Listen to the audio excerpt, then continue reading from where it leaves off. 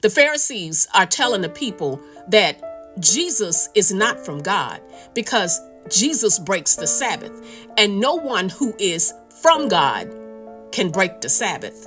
So they said Jesus is a sinner. And then they go on to say, we know that God does not listen to sinners.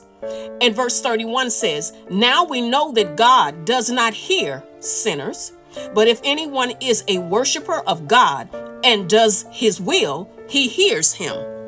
So they're saying Jesus didn't do the will of the Father, so God is not hearing from him. So Jesus' mighty works cannot be from God because God does not listen to sinners.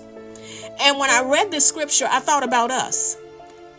Through God, through Jesus, who is holy, they may not know that he's holy, but we know that Jesus is holy because Jesus is God.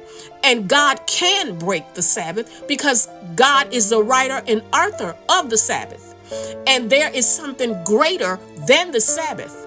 God is greater than the Sabbath. He can break the Sabbath if he chooses to break the Sabbath.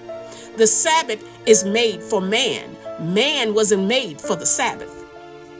We who were once sinners, born again children who were once sinners, this is why we need Jesus, because God does not listen to sinners, but he listens to us because we're no longer sinners. In Jesus, we're holy.